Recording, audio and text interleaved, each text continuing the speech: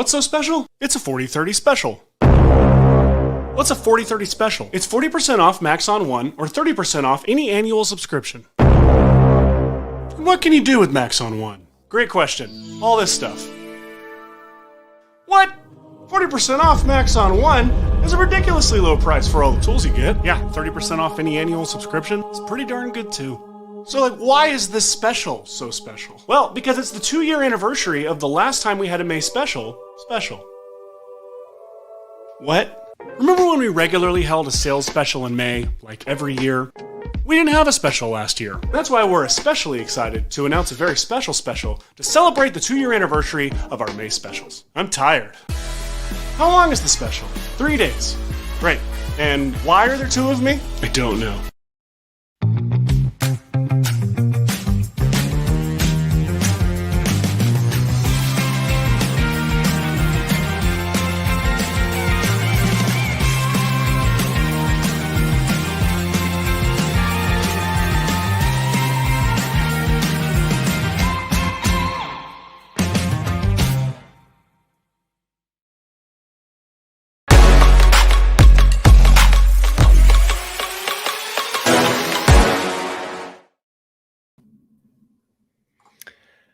Hello, everyone. Welcome to another Ask the Trainer session. Hello. And my name is Jonas, and this is Noseman.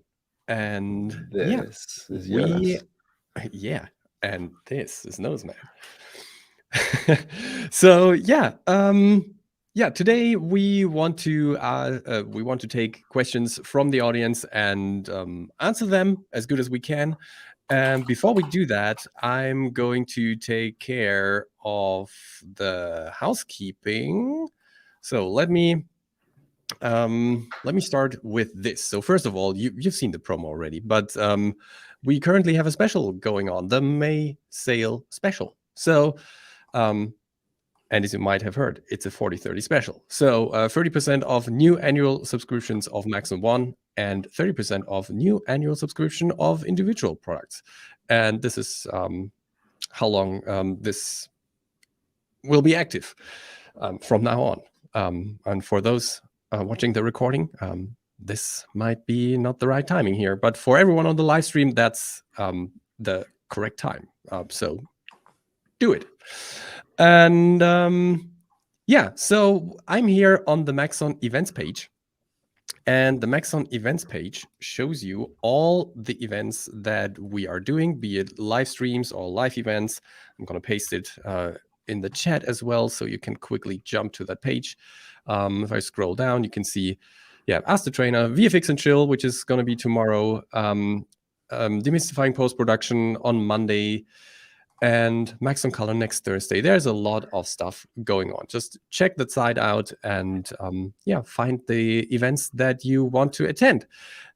Just in case you were late to one of the live streams or you want to catch up with some of the others, just go to the Maxon Training Team YouTube channel. And I'm also going to paste the link for that in a second. Here we go. Yeah, you can watch everything there. It's hundreds and hundreds of hours of recordings and all the good stuff. Then we have Cineversity. So in case you want to learn something from scratch or you want to watch rewinds of live presentations and stuff like that, we have Getting Started series for all of our products here. And you can go to Cineversity to watch these. And I'm also going to add the link to the chat here.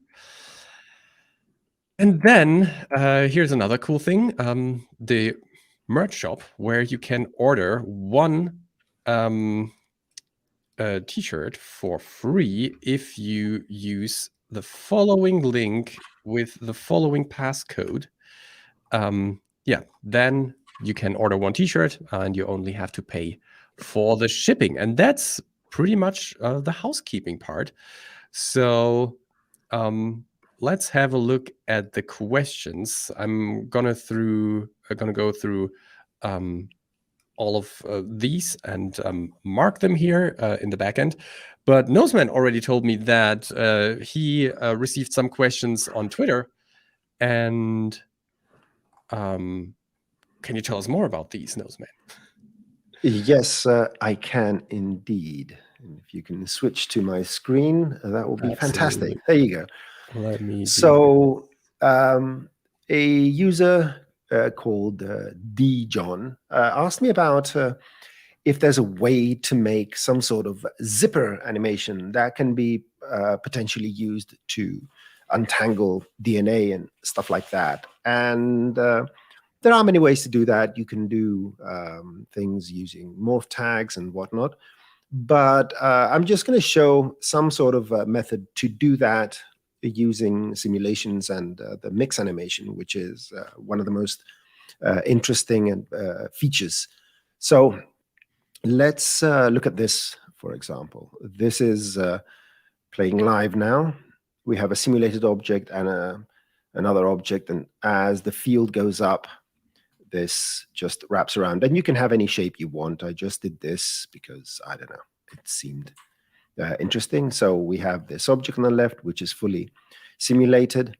It's colliding with the other one, but when the field goes up, it comes and attaches itself to a certain position. And this is fairly simple to set up. So we can start from a blank slate, also known as with an empty scene and a plane. I think I put too many segments, but who cares?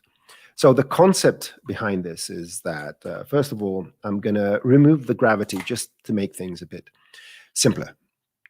And I'm going to make this plane a cloth object. So it just sits there and does absolutely nothing.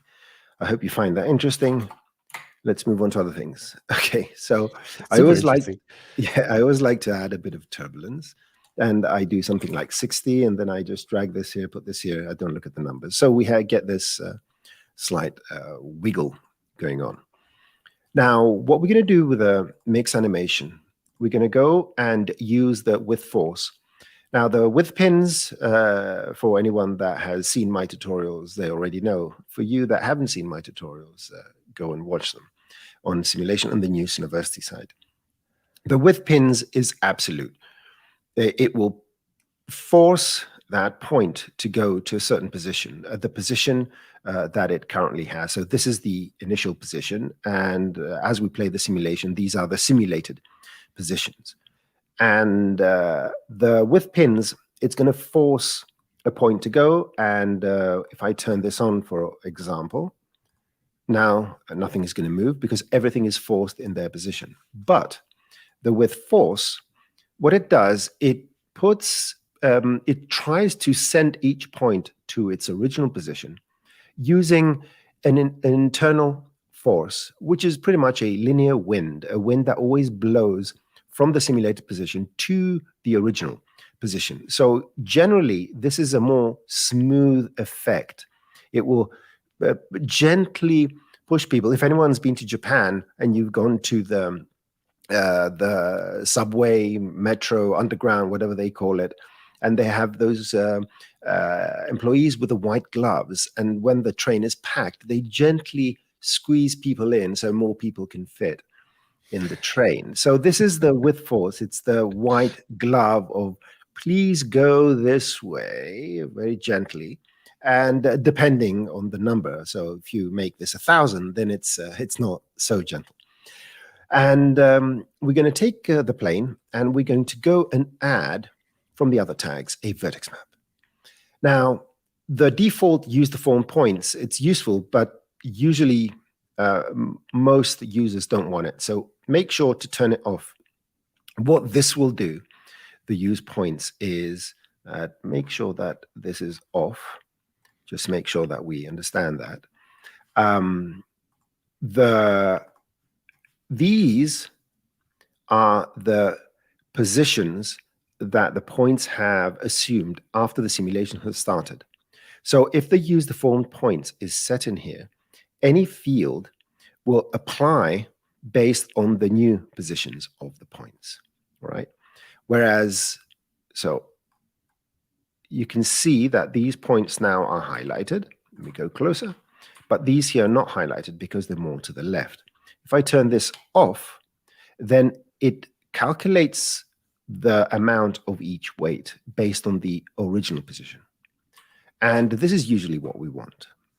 Okay. Yeah, and it's a super important one, because Yes, sometimes when you do setups like that, you wonder why everything is like freaking out in your scene, and it happens quite often that it's this checkbox that you need to untick.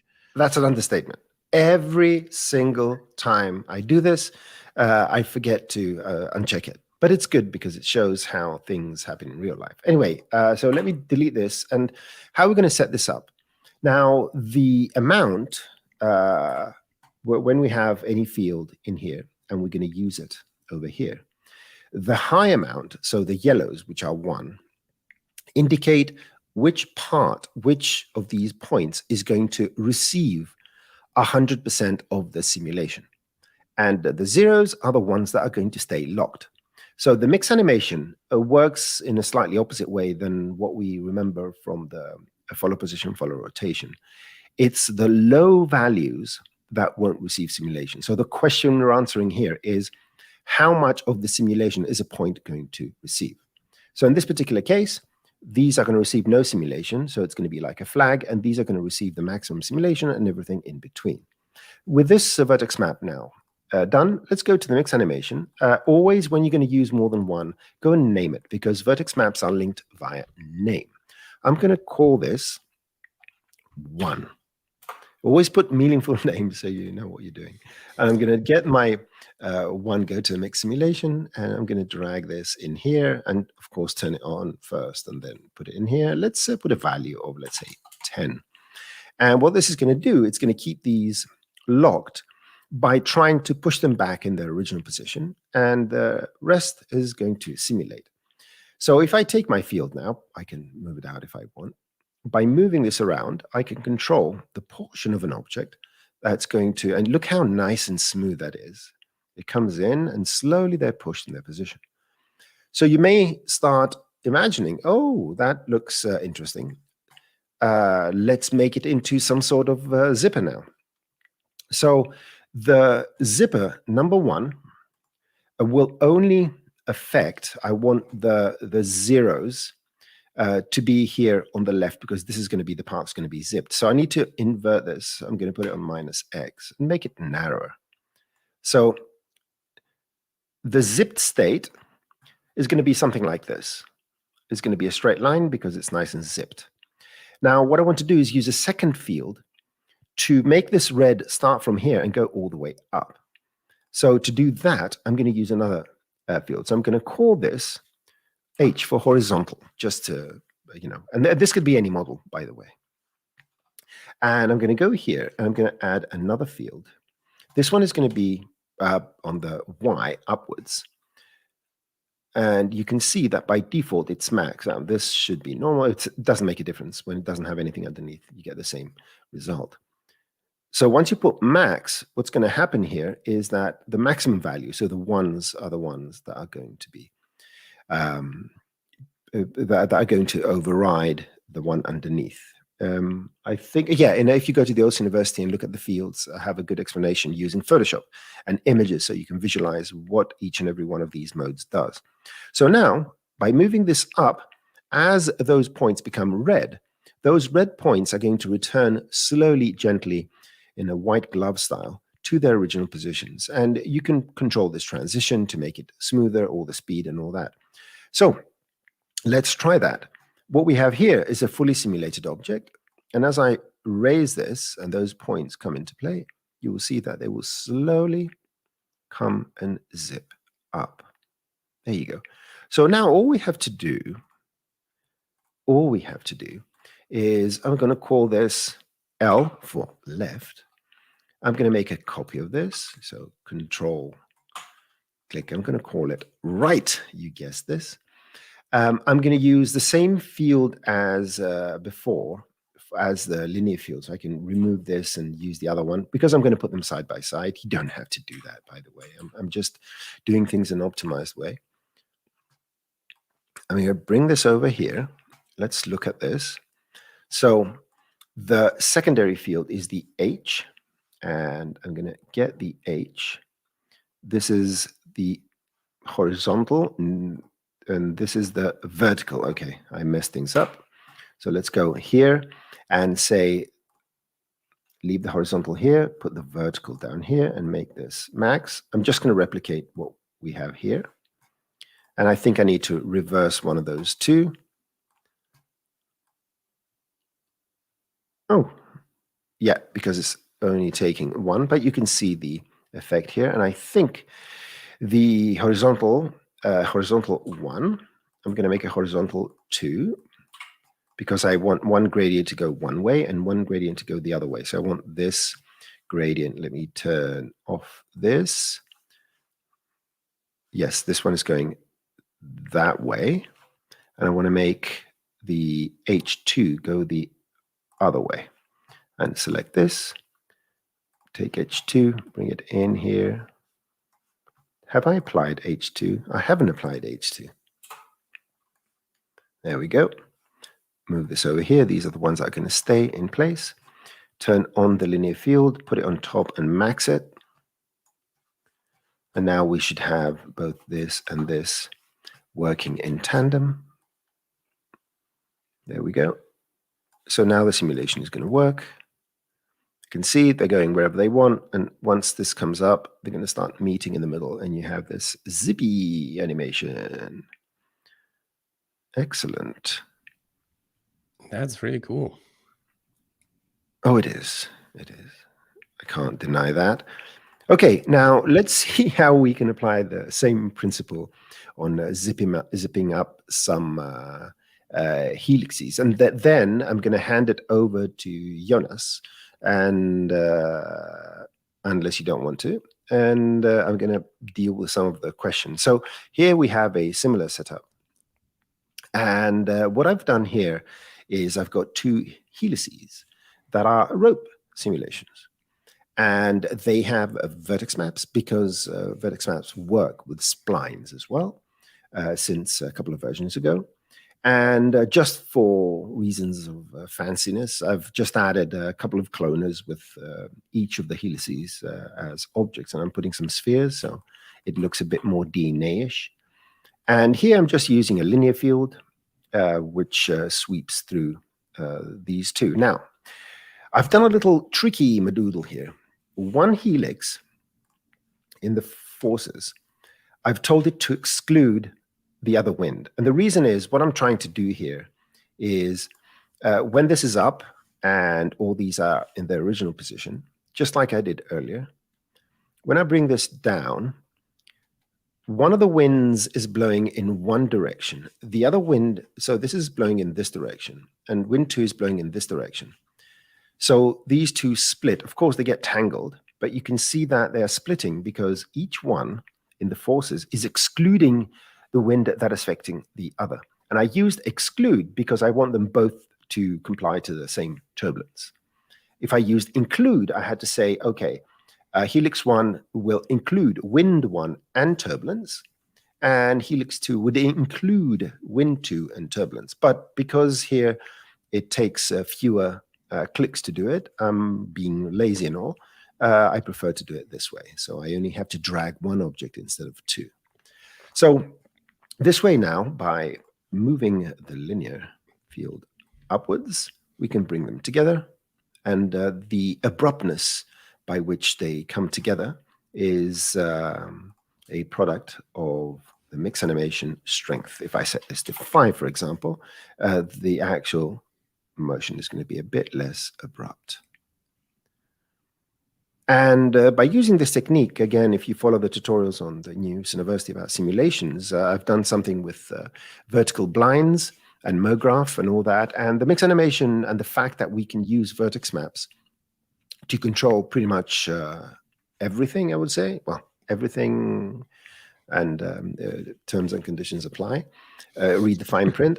But we can control a lot of things. Splines, cloners, all sorts of objects. And by using the mix animation. Yep, exactly. Materials. And oh, check out a quick tick by Jonas. about using vertex maps to create a quasi-distance shader for Redshift. It's available. It's 3 minutes, so just go and watch it and subscribe and do all those things. But be So aware that it was definitely not recorded by Jonas. Yes, there was speculation out there that it Yeah. could have been artificial intelligence, but no, we are better than artificial intelligence. I have to repeat this. So yeah, I'm going to go through. Do you have something? Would you like something to show or reply to a question or something like that? Yes. So I would. I can take the screen. Please do. Give me a second. So here we go. I'm gonna add this. This to the stream. Here we go. Let me go this way. And so here was a question. Can you do a cloth simulation loop?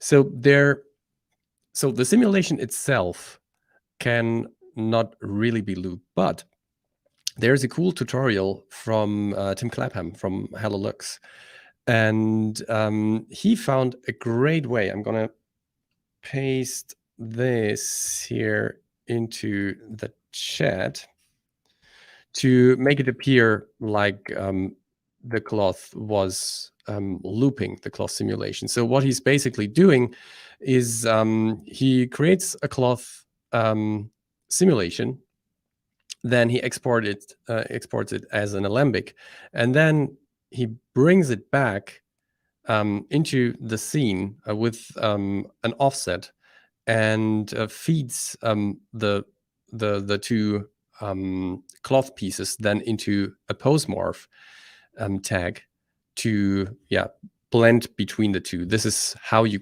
could loop it. Definitely check out that tutorial. Another thing that I actually like to reply to is how to select each other edge on a cylinder. So there are a few ways to do that. So let me just bring up a cylinder here.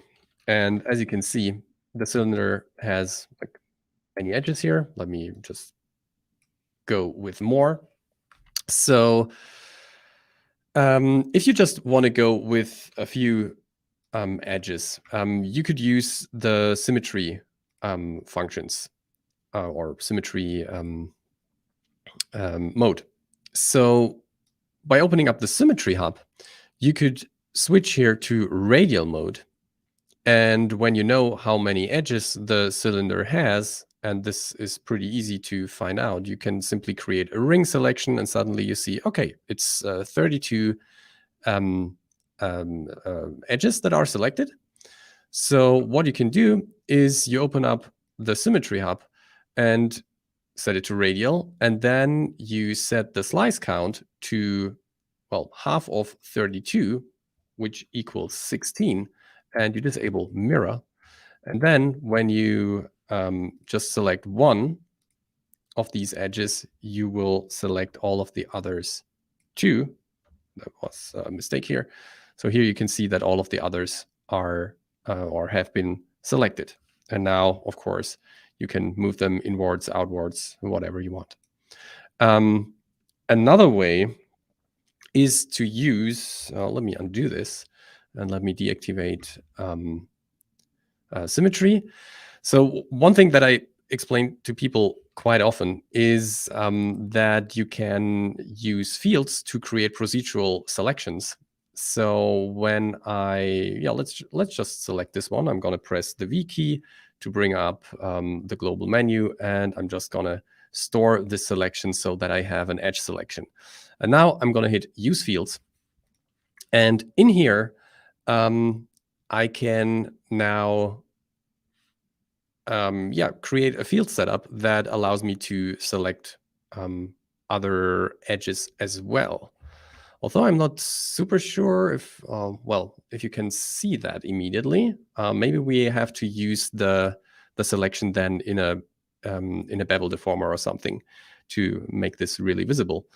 But what you could do is you could use a formula field, And there is one formula that I really love a lot, which is the modulo formula. And I did explain that quite a few times. Actually, my friends are calling me modulonas.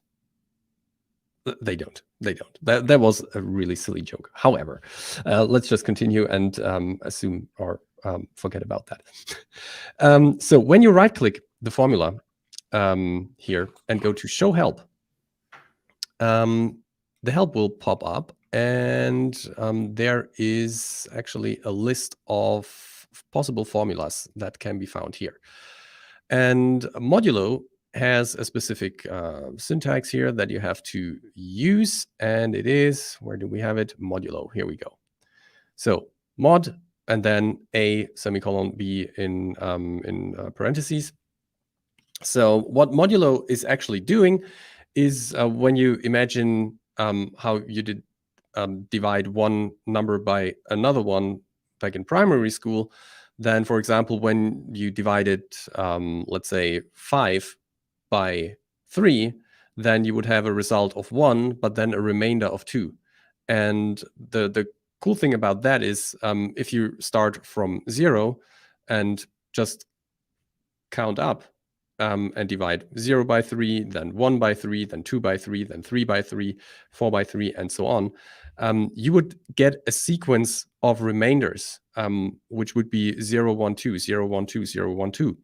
And you can use that to select every second edge or every second polygon. So let's just do this. So I'm going to type in mod, and then the parentheses. And we can also check if there are some variables. And one is the ID, which is the component index. So every edge is coming with an index. So what you can do is you can type in ID and then divide that by 2. And if you now say equals 0, so we're getting all of the, then we would get all of the indices, all of the edges that when you divide their index by 2 and it equals 0, so every second edge, this is what you would get. So now that's in here, but you cannot really see it. So we need a way to make it visible. We could use a bevel deformer for that. And let's just put it in here. And let's say we won't use the angle, but instead we want to use this selection, and then it should work. Here you can see that it's actually using every second edge. It's just not what we would expect, because these here are also edges. So it's more or less counting 1, 2, 3, 4, maybe like that. And this is why it won't take this into account. So you don't really select every second one here, but that's a matter of, that's because the cylinder is just created in another way geometrically than I expected.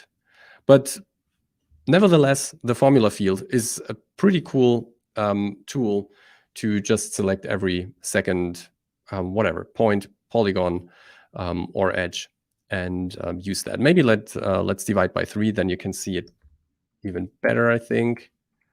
Let's see, maybe we have to update here something. Let's see. We're using fields. We're doing this. Let's see what happens. Yeah. Okay. Yeah. So it's just the ordering of the points that's working against me here. So in this case, just go with the first option that I showed you, which is the symmetry. But the formula field would definitely, in some cases, be another option. All right. Do you have another question that you want to reply to?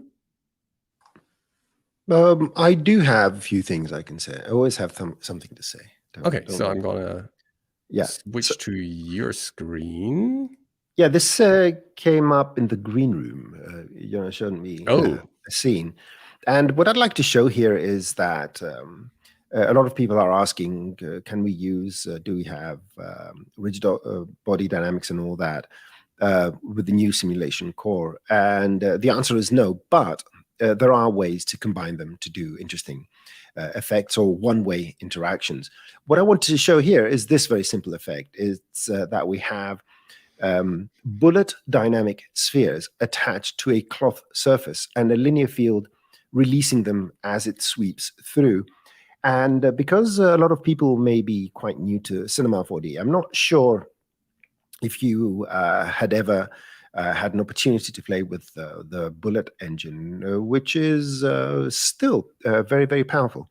And if you have access to lynda.com or LinkedIn Education, I have a full series I did a very long time ago. Now that I think about it, maybe 9 years ago, but all the functions are still relevant.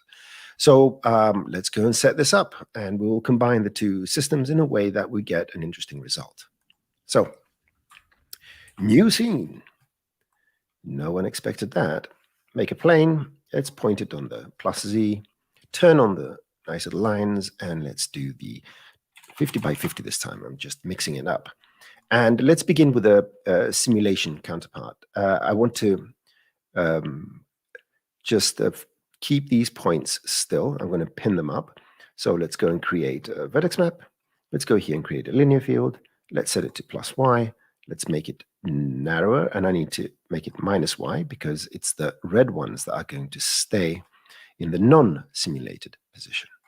Excellent. Now I'm going to make this into a simulated object. And let's do a cloth. Now again, over here, I forgot to turn off your default points. No one commented. You're not paying attention, but that's not a problem. So I'm going to call this pins. Excellent. And what else can I do here? I'm just going to set my gravity to minus 250 just to make things look a bit more lazy. Go to my cloth tag, mix animation, pins this time. I just want them to be in that rigid position. And of course, I always like to add a turbulence with the values I mentioned. Just drag these somewhere.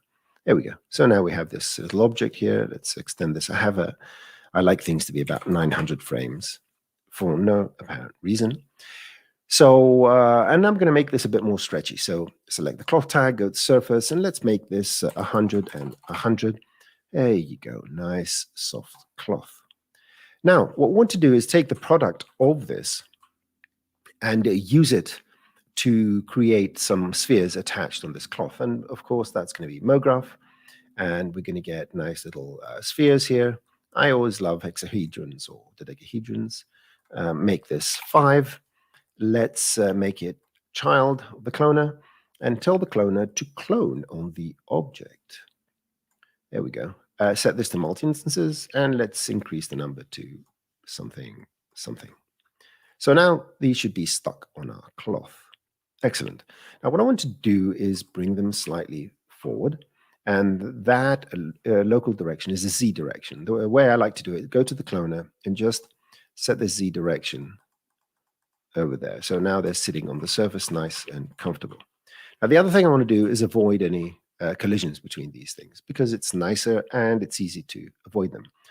So before that, let's add some randomness. I'm going to go and add randomness in the scale. So add a random effector, go to the parameters, turn off the position, turn on the scale and make it uniform. And let's do this. So now we get a bit of variety in our scale. This looks much more bubbly. And then select the cloner. Last, after the scaling has taken part, I'm going to add a push apart. That's a very important thing to put it after. So in the list of effectors in the cloner, the push apart needs to be after anything that affects the scale. And of course, what you need to do is see what the radius of the sphere is, which is 5 centimeters, and tell the push apart to push them 5 or 6, something close to that. And now it's actually giving us an avoidance because it uses a radius for the avoidance, and everything else stays put. Good.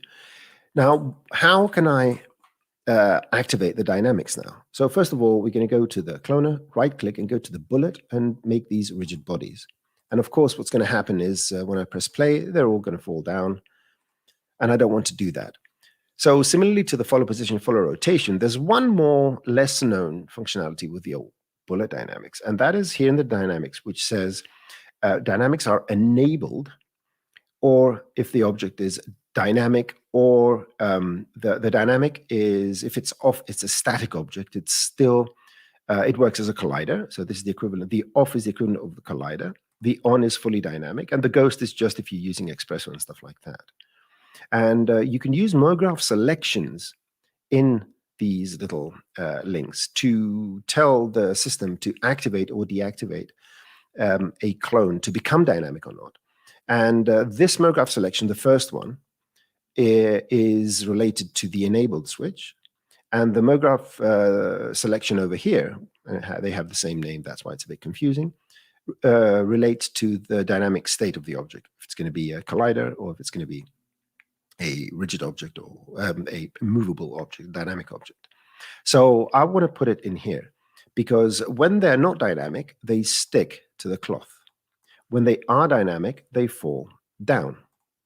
So I want to be able to control which ones fall using a field and a MoGraph selection. So go to the cloner, go to MoGraph, MoGraph selection, touch anything just to create the tag, go to the tag and use fields, remove the freeze because we don't want that manual selection. And let's put a linear field in here. I'm going to set my linear field already. You can see that they're selected on the right because the linear field uses a threshold of 50% to select everything that's got a value of above 0.5. And I'm going to turn this on the Y. There we go, like that. And let me select my move tool, take my linear field and move it down. I can make it small, doesn't really make a difference because this is an on-off state. Is it in the selection or isn't it in the selection? You can see that as this raises up, the MoGraph selection becomes active.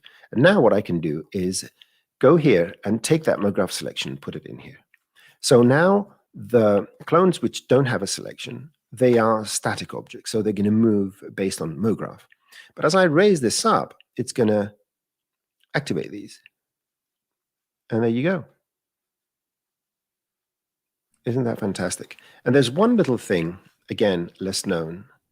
If you go here and you say dynamic transition, what this is going to do is when an object becomes deactivated, within this time frame, it's going to return to its original position while fully dynamic, though. So it's going to collide with everything else. So I'm going to set this, let's say, to 30 frames. Turn on this, and now you will see that everything works as previously. This comes up, and when it goes down, it should... Oh, it don't, because, oh, it does, but it goes, no. And that's because they've left, oh, that's interesting. Forget what I said, remove the last few seconds. That's interesting. They do come back, but they don't dynamically transit. Let me try one more thing. It's maybe because I'm using moving it by hand. So I'm going to go here, take a linear field, animate it, go here, move it up, do this, go here, do this, go here, do that. And let's see if that's going to work. Let's see. No touching. Go down. Go down. Okay, that's interesting. I need to check that out because I do remember that working. Anyhow, just go with a previous advice on how to combine the two types of simulations, and you have a fairly interesting effect. So bye-bye, dynamic transition. Unless I did something. Let me just quickly see that this is what happens. I'm now, no, okay. I'll figure it out. Maybe they are also too far down already. Yeah, but it should see the original positions. Yeah. That's the thing. Is it some sort of... No. Use the form points? Nah, it shouldn't be. It shouldn't be. It couldn't be the opposite. Go down. No. So there's something about this which either I haven't thought of properly, or yeah, Well, we need to fix it. Do you have something else, or shall I continue with one more thing? So are there any questions? I had one Mhm. that I like to show, and I prepared a very, very, very Oh. beautiful scene. So the question was, How? oh, where is it? How to make a camera follow one's object motion? Is that the Yeah. one? Give me a second to find it again. I'll find it. You keep going, and I'll bring up the question. Okay, so the question was, there we go. Thank you. The question was how to make a camera follow one object's motion, then make the same camera follow another object's motion smoothly. So in this scene, I created two cameras, and I have this figure object here, and the camera one is just a child of the figure. This is what you would see here. And then I have a second camera here on this one. And this setup really isn't super good. So please forgive my camera motion here. Dr. Sassi might kill me for that. So Dr. Sassi, when you watch this, I'm sorry. But by the way, Dr. Sassi is the person who's always doing the timestamps for all of our webinars. And he's doing a great job doing that and helping you finding the tutorials and the content within a tutorial that you need quicker, which is fantastic.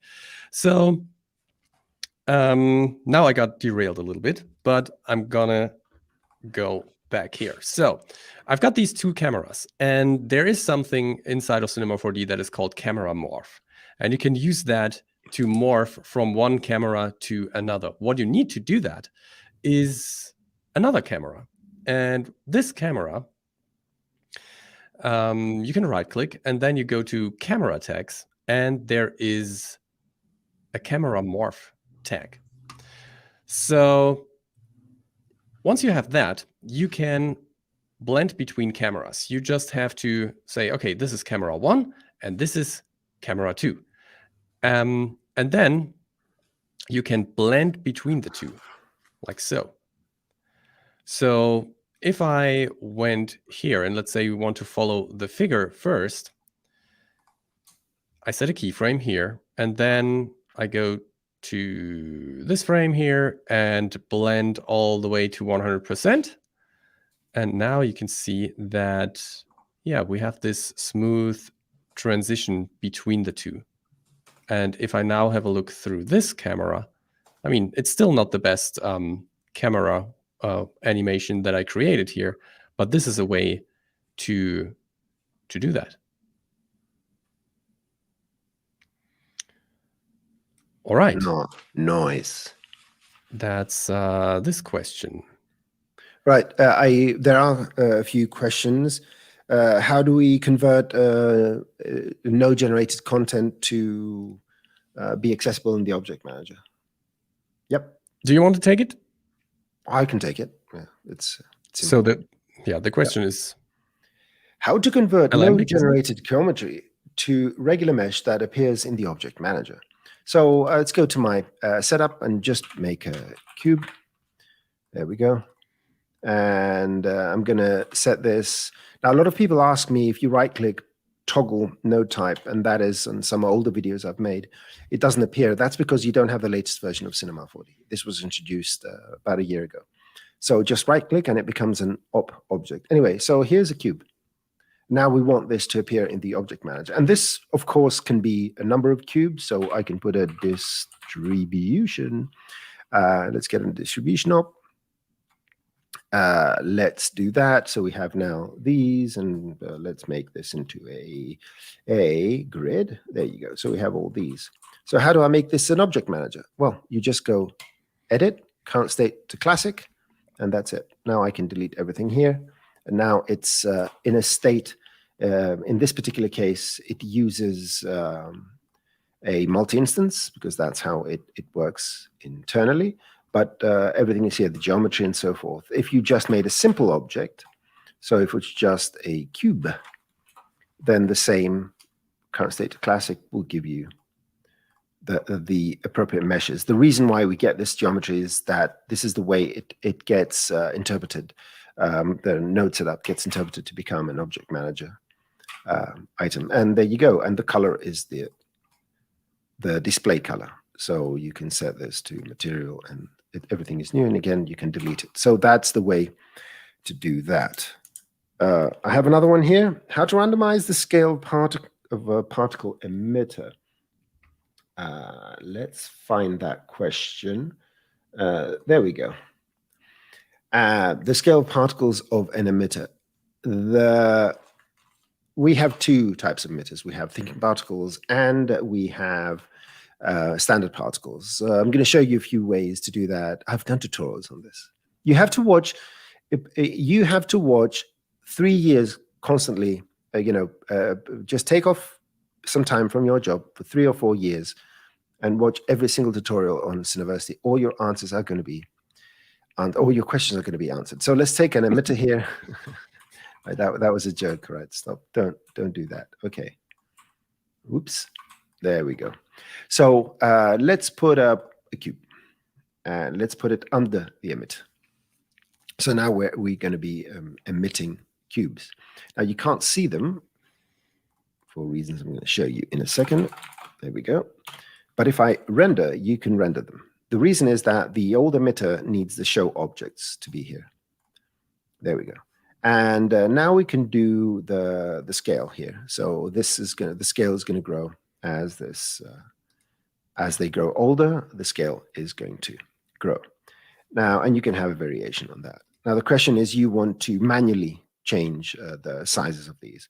So there's another approach to this. So let me delete all this. Let me rewind, and let's go and create again an emitter. And let's create again our 20 by 20 by 20 cube. And the particular tutorial is how to fill a vase using Pilz or something like that. And we're going to combine MoGraph. That was the name, I think, of that tutorial. It's quite old. Create a cloner, clone the cube, set this to object, and put the emitter as the object. So what's going to happen now is that now the emitter provides the position, but the cloner provides the replication. So now this is like a normal cloner. So you can randomize their positions, you can randomize their scales. You can see this. You can make it into, you can make a spatial scaling by adding let's say a plane effector, setting it to scale, again, uniform, do this. And in here, in the fields, you can put a random field. The random field can be set to global. So now these cubes are swimming through the noise. If you make it bigger, you'll see it's going to be a bit smoother.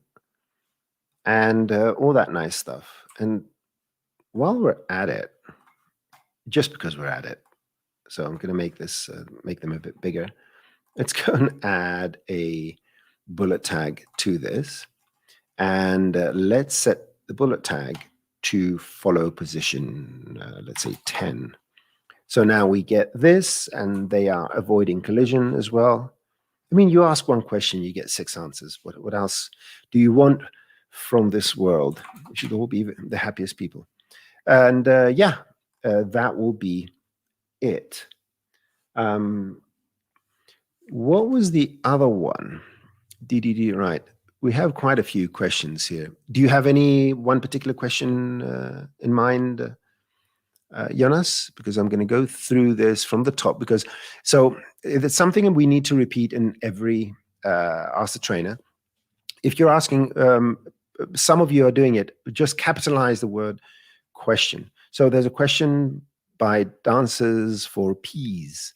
Right, let's bring that up. It's up. Volumetric light. There you go. With alpha in Redshift. I don't know if there's a specific way, because the alpha is not recorded.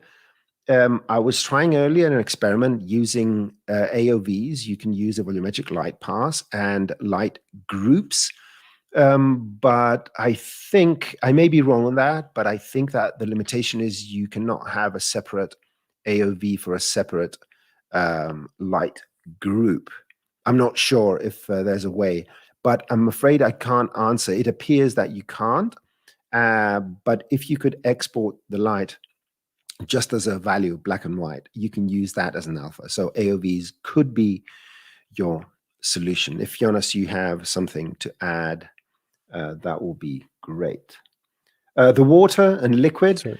On the redshift question, that should, well, not as an alpha, but I mean, it should work as Noseman just. I was trying. Yeah, what I saw is that, and again, I may be wrong. Try that. Yeah, show it. If you can add more than one AOVs, that's the whole thing. The volume lighting AOV, when you drag it in the AOV manager, it doesn't allow you to add a second one. That was my... The volume, okay. Yeah. Okay, I see. That might be problematic. However, let's just try that like so. Let's move this to the other side, rotate it, and then let's make both of these, maybe one. Let's make this blue and the other one red or orange or red. Then assign light groups. So you would go to details, and this one is the red light source, and this one is the blue light source. And then I'm gonna make the spread of both of them a little bit less, like so. And let's just have a look. We won't see volumetrics here because we don't have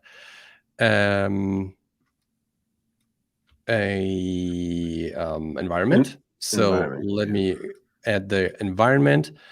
And here we go. That's a pretty strong. So let me bring this down here. So now we have the volumetric light in there. So, and we have the two light groups. So what you would do then is you would go to the render and the Redshift AOV manager. It's right at the bottom. It's right at the bottom. It's called volume lighting. As far as volume lighting, okay. I think. So let's see. When we click it, well, you have light groups here. So yes, but you can't export more than one light group. So you can't add the AOV again, unless when you say all, it gives you a different AOV for a different light group. I didn't check that. Let me see. So this is for blue and this is for red. So it's not an alpha.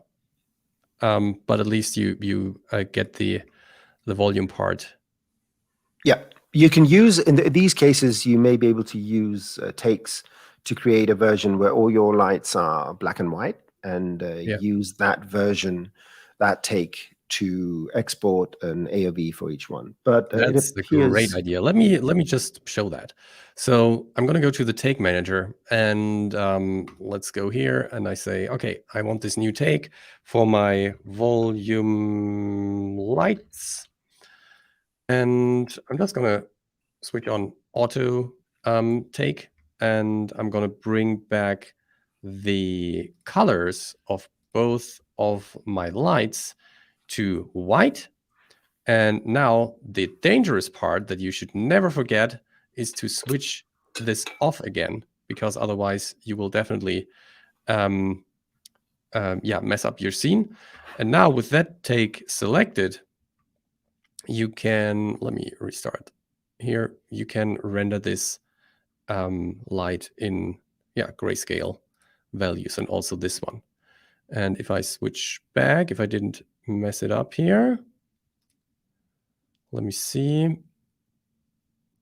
So this should be the red light. Let me go to this one here again. So this was blue, and this is supposed to be red. So let's do this. red, blue, perfect. Let's go here. And now both are white. So whenever you render with light groups, then it is important, as soon as you have global illumination activated, let's go to the advanced settings here in Redshift, and let's go to global illumination. So by default, the primary GI engine is set to brute force, and the secondary engine is set to irradiance point cloud. As soon as you have a trace depth that is higher than 1 with these settings, you will have irradiance point cloud here. That means that the secondary rays will not be like in the light group pass. So in order to really make sure that a light, including all of the secondary rays, is on one pass, you would you would have to set this to brute force or to bring down the trace depth to 1. But there are other cases where you need to set this to brute force. For example, when you have subdivision surface materials, like materials with subdivision surface, that's nonsense. With subsurface scattering, I meant. If you have materials with subsurface scattering, then you also need to set the secondary engine to brute force, because only then the light rays of one light can be linked to this specific light. So yeah, whenever you use light groups, set the GI engines to brute force. That's important. All right. So verbal reply to Greg Bolella. I want to do liquid, water, honey. It's at simulations, C4D, and XParticles doesn't work well in my system. We don't have a fluid simulation. There are ways to fake certain effects using Cinema 4D's Pyro simulation, negative gravities, and meshing. I think we showed something on a show. Let me very quickly just show a couple of things. It's going to take a couple of minutes. So yeah, put my screen up there. Good. So thank you very much, Jonas. My typical 30 centimeter sphere and a Pyro. And a Pyro, let's go emitter. Right, so Pyro emitter. So now we have fire and smoke going upwards. And the one thing I want to show you first before we touch anything else. The Pyro output is the object that contains the data that comes from the Pyro simulation that's calculated on the GPU. So currently, what we are seeing here is, if you go to the simulation Pyro settings and go all the way down in the draw Pyro, this is what we're seeing. This over here has two components, the emission and the density. So what I can say is, tell the Pyro object to only create a volume grid from the density and nothing else, right? We're still seeing the simulation that's, on. There you go. Look at that now, because it's added it on top. These are two elements. One element is the visibility. Just close, stay closed, you tabs, right? Draw, the draw Pyro. If I turn this off, now we're going to see only what is defined by the Pyro output. So I'm going to turn this off. This now is creating a fog volume with the values calculated. And because it's a fog volume, we can actually mesh this.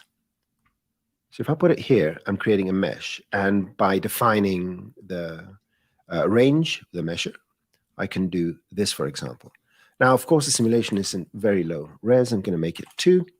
So make a voxel smaller. It's going to be a bit slower. So this looks like bubbles. I'm going to talk about bubbles in a second, or something that's fluid. What can we do to make this go downwards instead of upwards? Well, we can put negative gravity. So go to your project settings, scene, and set the gravity to, let's say, plus. There we go. Or you can add a gravity object. So now this is going downwards.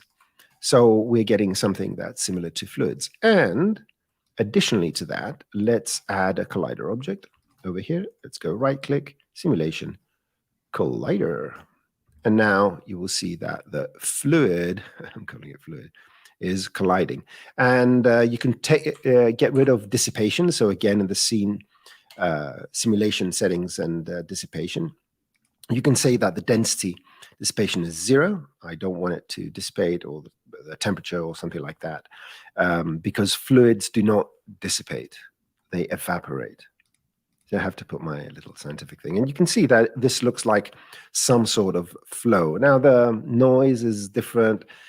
This is the way you would go about playing around with this. And if you want to make it a bit smoother, just add a null on top and go and add a smoothing deformer. Do that, increase this, let's say 30. And it's going to add a bit of smoothness. And this is going to create something that may look like a liquid. Now, it's not honey. It's got too much noise. So if you want to get rid of the noise, go to the project settings again. You go to the extra forces, and in the turbulence, you turn off the turbulence. And the other thing you can do is go to your emitter, and where it says noise, just turn off the noise. So this is going to be a much more smooth flow. So this looks a bit more. It does indeed. It does. I'm not going to disagree with you. And again, playing with this allows you to make things finer and so forth. So we don't have fluid simulations, but we have Pyro simulations that can be made under certain circumstances to show a more artistic. There are also other approaches, but these are only like, capable of serving you in very special circumstances. So let me quickly share my screen here. And so what I created here is just a cloner on a helix, well, clone spheres on a helix with a random effector. So this is the animation that I have here. If I want to create some sort of streak of water or so, what I could do to make this look watery is to throw it into a volume builder, right? Go down with the voxel size, something like that. And then, of course, you could just smooth that. But if I do that, you see, okay, it's better, but it doesn't really look like water. If you want to come closer to the look of water, it's a good idea to use dilate and erode to make this grow a little bit, let's say by 10, then smooth it, like so, and then add another dilate and erode and subtract the same amount again. And suddenly you have a shape that looks a little bit more like water. And you can throw this into a volume measure now. By the way, I'm holding down the Alt key when I create it, because then it will automatically be created as a parent object of the selected object. And now, this is what we have. And I could even add a little bit more randomness to these spheres here, just to make the water, or the liquid, or whatever it is supposed to be, whatever you want it to, or however you want it to move. So let's maybe set this to, let me go down with the parameters here. Let me also go to Effector and just set this to noise. Noise is an animated randomness. I'm gonna set the synchronized checkbox, and suddenly you can see that it's also like changing its shape while it's moving. Maybe to make it more obvious, can increase the animation speed. So here you go. Oh, well, I didn't want synchronized. I actually want it indexed. So here we go. So this is something you could do to fake some sort of liquids. In some cases that works. In many cases it doesn't work, but I just wanted to show it to you because this is still an approach that is quite art directable. And maybe you can combine it with what Noseman showed. And earlier today, I was having a pretty similar discussion with Ellie, and so she had an approach that she might show at some point, but it was based on cloth with a lot of stretchiness, and then also in a volume builder. So that could also work in certain cases. Yeah. Do you have something for the next question? So this question here, how would you guys approach creating a fall-off or a field object to restrict the area of a custom displacer made with C node setup? I assume, well, we don't have fields that work in nodes, right? So you can forget about that. What you could do is use the weight data produced by a vertex map with a field and read that data here and do something with it, okay? So I'm going to attempt this a bit ad hoc. Let me quickly delete everything. So this is a plane, just a simple plane. And I'm going to go and add a vertex map. In the vertex map, I'm going to add a field, and there we go. So now we have a vertex map called, let's call this VMap, just because I want a custom name. Now let's go and add a geometry modifier group under here. The linear field doesn't need to be there. It can be anywhere it wants. And let's do something with this modifier. Now, if you use things like extrude and so forth, it's not that easy to do. But if you use something like getting the point position and moving it by a certain distance multiplied by the value of the weight, you can actually do that. So let's say points info. You get the geometry, and this is the new points info that was introduced a few months ago. And what I want to do is get their, let's say, their positions, all right? And also, we have weights. These are the weights from the object. Named weights, actually, what I'm going to do here is a geometry property get. I think you can do it with the weights, but I'm not absolutely sure. And this, I want the geometry property get. The geometry property get. Yeah, I'm getting that weird thing. If this happens, just turn on the parameters here. Geometry property get. There you go. Oh, that was correct. So my bad. I want to get a weight tag, and the weight tag I'm getting is this. Right. So now this is going to give us an array with the values we see over here. Right. So these are zeros, these are ones, and everything in between. And let's say I want to move these points. So I'm going to go to their position. So I'm going to get element, because these are arrays. These and these are arrays. I'm going to get an element. And the element is going to be the point position. And I'm going to get another element. That element is going to be the value. And what I'm going to do is synchronize these two. So I'm going to do a index iteration. I'm going to keep this as short as possible, get any of the arrays and feed the indices here to synchronize them. So there are other ways to do this, but this is the one I prefer. So this gets values from 0 to 1, which are the weights. This gets the point positions. And these are spitting out values in a synchronous manner, because they're getting their synchronization by this little looping mechanism. So what I can say is that I want this value times this to add, right, add. I'm going to add, and I'm going to take the, let's go, vector. So I'm getting this value. I'm adding 100 on the y.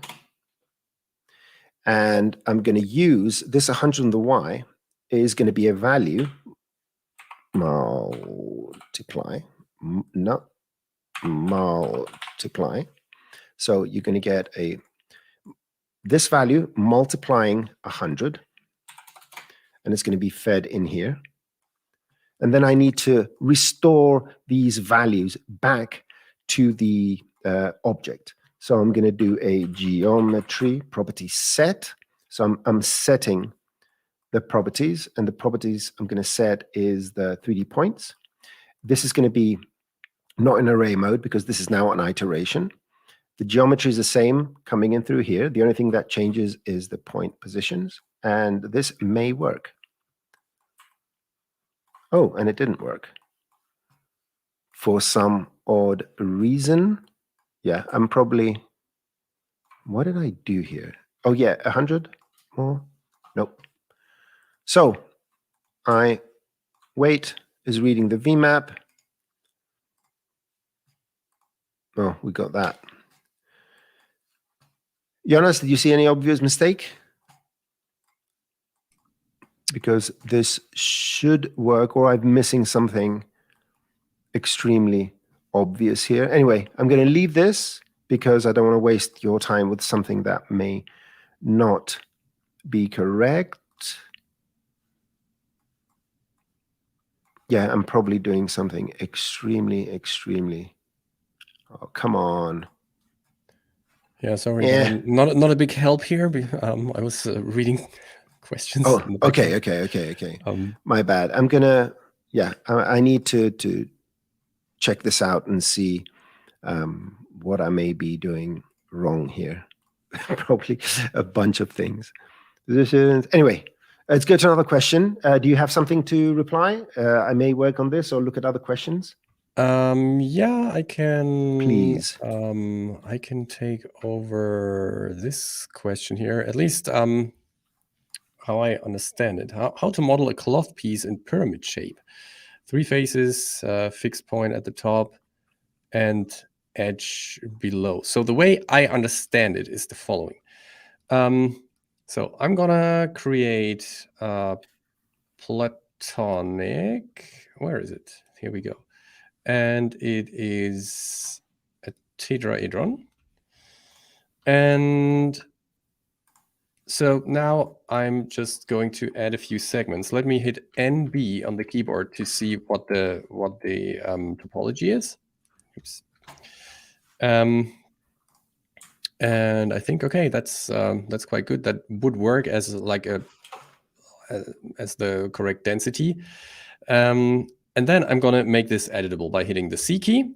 And let's just delete all the bottom polygons. And the way I would do that is by using one of my favorite selections or selection tools, which is Phong Selection. And Phong Selection allows you to create a selection based on an area that is that doesn't have edges with an angle above that threshold here, in this case 20 degrees. So everything that is above 20 degrees won't be part of this selection. So I can just click here and select all of these polygons and just delete these. All right, so the next thing I would try is to remesh this. What happened? Here we go. And yeah, the way I would do this is by using a remesher. So let me just add one from here. So usually when you work with cloth simulations, well, at least I always try to have a good quad mesh before I simulate. We can also try doing this without a quad mesh. However, I'm going to remesh this. And let's see. Okay, this is not looking too bad. I'm going to bring down the adaptiveness. And yeah, let's just try both. So I'm going to current state to object this. Here we go. So we have these two. We have, this is our platonic with the trees, and this is the one with the quads. And let's just place this one here. All right. Now, the next thing I want to do is I'm again going to use my friend Phong Selection, but this time to select all of these edges. So you can do that by going to Phong Selection, and then same angle, just select all, and now you can see, oh wow, now I selected all of these edges that have this angle. I want to convert this selection into a point selection, because then I can convert it into a vertex map. So the way I'm going to do that is I'm going to control click the points mode. So if I do it without the control key, I would just go to points mode and see whatever selection has been there before. But if I hold down the control key, I can just click here, and then I have this as my point selection. So yeah, let me just bring up the global menu again by hitting the V key, and I go to select, set vertex weight 100%. Perfect. So now we have a vertex map for that. And let's just do the very same thing with this one here. So the shortcut for Phong Selection is UN, and I'm going to select all, and yeah, then bring up the global menu, set vertex weight. There we go. Okay, so now we have these two things that we can use, these two objects. Okay, let's just try both, and let's add a simulation tag cloth. And what I want to do in both of these cloth tags is I'm going to go to mix animation with pins, and I'm just going to bring in the vertex map. I just have to do that once because both vertex maps are coming with the same name, and this input field here is name-based. So it will work automatically. So let's just see what happens if I press play. Absolutely nothing. Why is that? Let me quickly have a look. So here we go. We have with pins on. There we go. What happens if I switch this off? They are falling down. Let me see what happens if I use with force instead and just press play. Okay, stuff is happening. So maybe the problem wasn't this, but I may have to add some stretchiness. Let me just try this. Ah, okay. Of course, I have to invert these vertex maps. That was the mistake. So I'm going to invert these, and yeah, now it should work. There we go. That's it. So when you use mix animation, then whatever is yellow in the vertex map or has a weight will be simulated, will not be pinned, because that's the way you would set up a vertex map if you used it in stretchiness and so on, and for the reason of just having one vertex map in many cases to do all of these, or to control all of these parameters simultaneously, then you could just yeah, put that in here. But in that case here, it needs to be inverted because the simulated areas have to be yellow or weighted. Okay, and now I can just go ahead and yeah, just go to, yeah, let's go to the surface parameters, and maybe let's bring it up a little bit more and see what happens. Woo. Yeah. So this is how you would do that. I hope that this is what you meant. All right. Do you have another one? Let's just take one more, because I have to leave then. It's late in Germany. See. Yeah. Okay, let's see. I'm going to try this one before reading it. I've cloned a sphere onto a circle spline, n copies, how to get the cloned sphere to move radiate out, not in, from the circle spline by a random distance amount. Oh, that's a good one. I can give it a spin. Here you go. You have the screen. Okay. So let's see. That's a cool one. Yeah.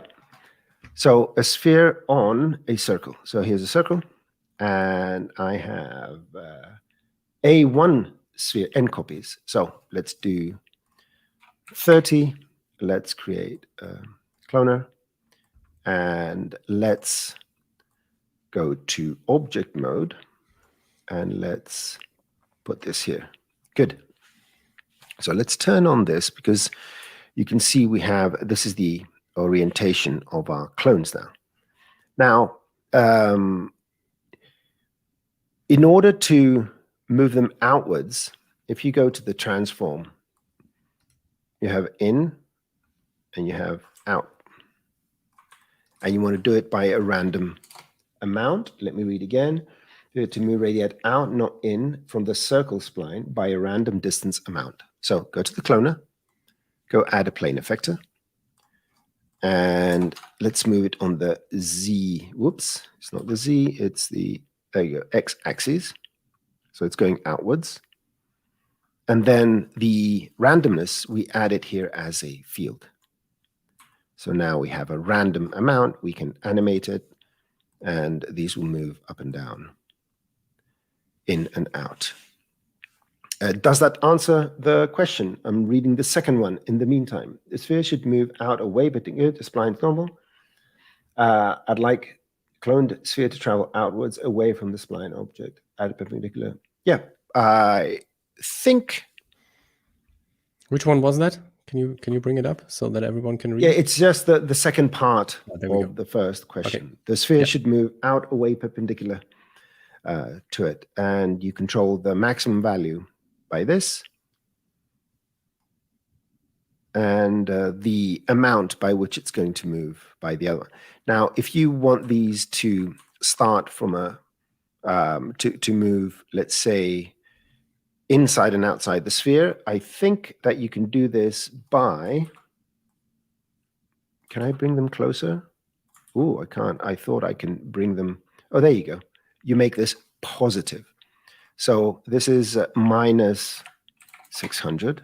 If you go here and make this positive, I think 300, now they're going to be moving in between. So the center line is going to be the sphere. So you can do all sorts of interesting things. And put it into a volume builder. You put the randomness into the field. Did not use a random effector. You're very welcome. Okay, let's go. Right, question: can I use the bounding box XPresso node to get the width of a text spline and give? Well, the problem with XPresso is that it doesn't work very well with procedural objects. Yeah. There are some scripts where you can convert a procedural object into an editable mesh by reading the deform cache and stuff like that, but yeah, not directly.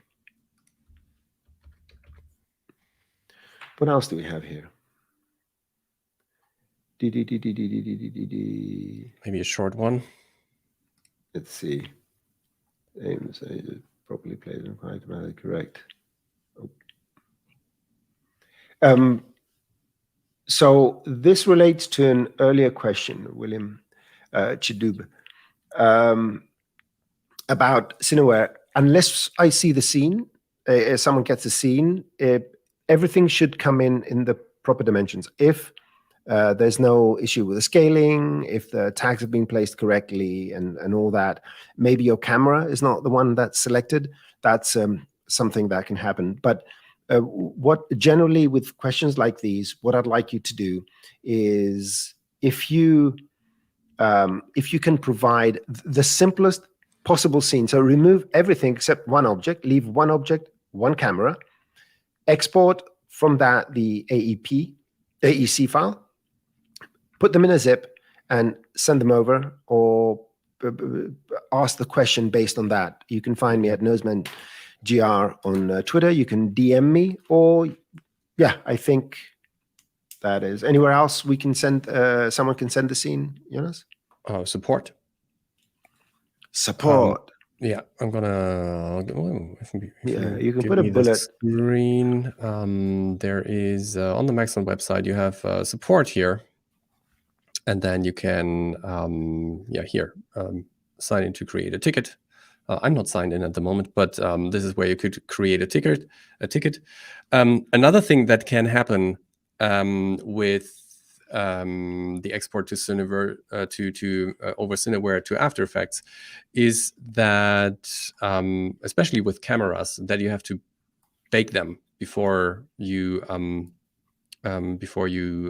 move them over or export them over. So, for example, when you created a camera rig that has a few nulls and the camera is like down the hierarchy somewhere, then create a second camera and link the settings, and also then use a PSR constraint or trans. Let me quickly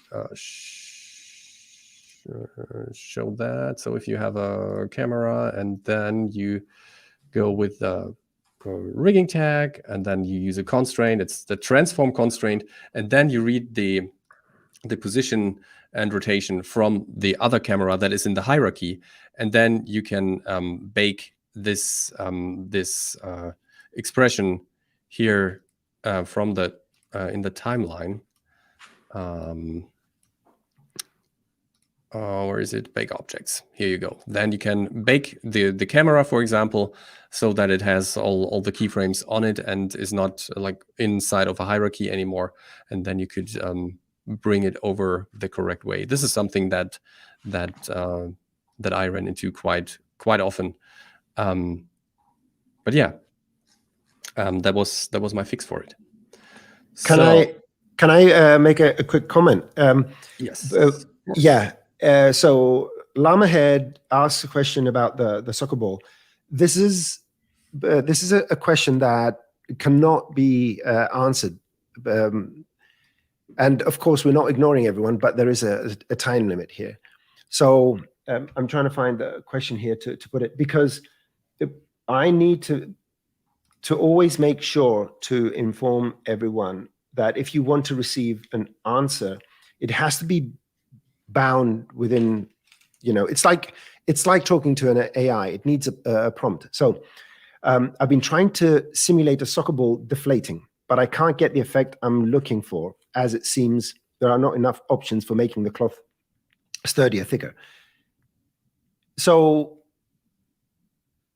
yeah, there are not enough options, right? That's the given. What exactly can we reply to this? That's a difficulty with these kind of questions, because use make the Y scale smaller. No, that doesn't look like a soccer ball. There are, I can't even explain why. It all has to do with how you want it to seem that it deflates. How does a soccer ball deflate? Well, it's leather. It doesn't deflate. It just becomes flat on the bottom unless you squish it. So when you're asking these kind of questions, it is very important to give us exactly context, or be prepared to send a scene. So my invitation goes to everyone, including Llama Head. Prepare a very simple scene with the model you want and some sort of reference of what you would like the soccer ball to look like. And we may be able to tackle it, but the fact that we can't make things rigid enough, that's a known fact. That doesn't help in the communication and the solving of the problem. So yeah, hit me on Twitter at NosemanGR. Send me a simplified scene, no lights, no third-party renderers or anything like that, and some sort of reference, so at least we can give you some direction on where to go. Yeah. But it's extremely difficult for us to be able to tackle these kind of questions, because they're not contextualized in the sense that, what does a deflated soccer ball look like?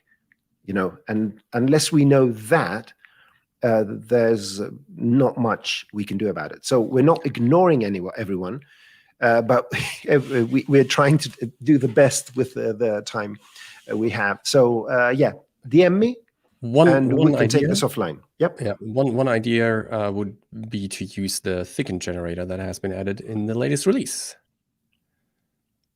Let me just quickly show that. So here we have this cloth, and you would just use a thicken generator and throw this in here, and suddenly you have a thicker cloth object. And here you can set up everything that you need and then throw it into a subdivision surface. You can use the advanced mode here. I think Llamahead is referring to the simulation aspect, sturdier, thicker, right, like leather. Yeah. So the aspect of leather. And you may not be able to do that using software dynamics, or maybe you would. It all depends on what you're trying to achieve. The more I'm thinking about it, I think it has to do with the pentagons and the hexagons, or however the soccer ball is made, where each individual part retains a bit more of its shape, and a deflated soccer ball will mostly fold where two of these components are stitched together. Well, this is something that will take a few days to nail. Yeah, it's not a do the setting solution. It's probably some sort of setup, and I'm willing to assist you, give you a direction. So, let me wrap up here and just go through a few housekeeping things again. So first of all,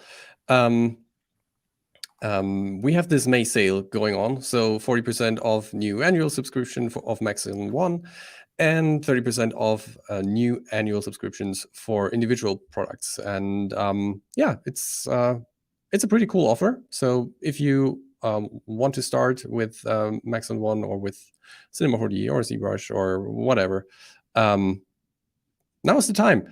All right, I'm also here on the events page. Make sure you check out these events. If you go to the Maxon website, then you go to news and events, and you can find all of these nice little tiles that are pointing you to the events, live streams, live events, and stuff like that. Just in case you missed one of our live streams, you can always go to the Maxon Training Team YouTube channel. And again, I'm going to paste the link here so everyone can quickly go there. So this is the place where we are hosting all of the recordings of our shows. And then there's also, if you want to have a look at our learning platform, there's Cineversity. And I'm also going to share this link. So let me just paste that in here. Cineversity is our learning platform where you can find a lot more tutorials, and also all the getting started tutorials for our software, like Cinema 4D, Redshift, Universe, ZBrush, and many more. And last but not least, I want to share the link to our merch store, because when you are attending these webinars, live streams, we give away free t-shirts. So you can go to this site that I just shared the link, and then you will be asked to put in the passcode. It's Compositing 3D this month. And then you can pick one t-shirt, and you only have to pay for the shipping. And that's pretty much it for today. So thanks, everyone. Thanks for watching. Thanks for all the questions. It's always good to have an audience here that is actually asking questions. We appreciate that. Yes. As Noseman said, be precise about your questions. That makes it easier for us to reply to them. And other than that, I wish you all a great rest of the week. Have a great time, and see you next time. Bye-bye, everyone. Bye-bye. What's so special? It's a 40/30 special. What's a 40/30 special? It's 40% off Maxon 1 or 30% off any annual subscription. What can you do with Max on 1? Great question. All this stuff. What? 40% off Max on 1 is a ridiculously low price for all the tools you get. Yeah, 30% off any annual subscription is pretty darn good too. So why is this special so special? Well, because it's the 2-year anniversary of the last time we had a May special. What? Remember when we regularly held a sales special in May, like every year? We didn't have a special last year. That's why we're especially excited to announce a very special to celebrate the 2-year anniversary of our May specials. I'm tired. How long is the special? 3 days. Great. And why are there 2 of me? I don't know.